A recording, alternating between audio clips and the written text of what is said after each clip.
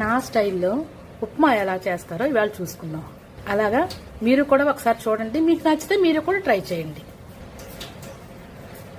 కళాయిలో ఒక్క చుక్క నూనె పోద్దాం. ఇందులోకి ఆవాలు,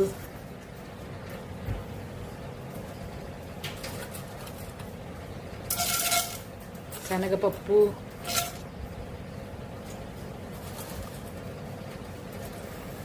కొద్దిగా మినపప్పు, ఇవి కొంచెం వేగిన తర్వాత కొద్దిగా వేరుశనగ పలుకులు, ఉంటే జీడిపప్పు నిన్నే అయిపోయింది నా దగ్గర. ఇలా కొంచెం వేగిన తర్వాత ఉల్లిపాయలు, పచ్చిమిరపకాయలు, కరివేపాకు వేసి వేపుదాం. ఇలా వేగిపోయిన తర్వాత మనం ఒక గ్లాసు రవ్వ వేసుకుందాం. వేసుకొని దాన్ని కూడా వేద్దాం. దీన్ని సుజీ అంటారు. ఉప్మాకి ఎప్పుడు మనం సుజీ రవ్వే కదా వాడతాం. సుజీ రవ్వ, బియ్యం రవ్వ ఏదో ఒకటి వాడతాము. ఈ వేగుతున్న రవ్వలోకి డైరెక్ట్గా కొద్దిగా ఉప్పు,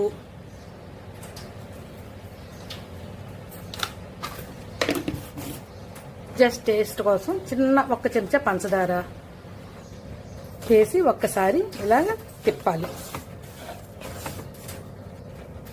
ఇప్పుడు స్టవ్ సిమ్లో పెట్టుకొని మనం ప్రక్కన మరగబెడుతున్న వాటర్ డైరెక్ట్గా వేసేయడమే.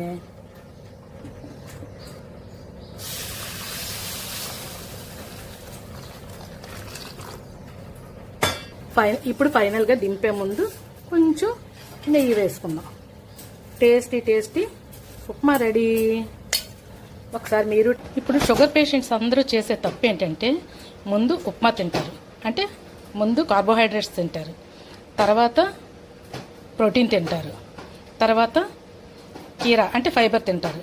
కానీ అలా చేయడం వల్ల షుగరు తొందరగా పెరుగుతుంది. అలా కాకుండా ఎప్పుడైనా తినేటప్పుడు ముందు ఫైబర్ తినండి, తర్వాత ప్రోటీన్, తర్వాత కార్బోహైడ్రేట్స్ తింటే మీకు షుగర్ తొందరగా పెరగకుండా కొద్దిగా మంచిగా ఉంటుంది. అంటే ఒకే లెవెల్లో ఉంటుంది అన్నమాట. షుగర్ ఒక్కసారి హై అయిపోవడం అలాగా ఏమీ ఉండదు అన్నమాట. ఇలాగా ఉంటాయి.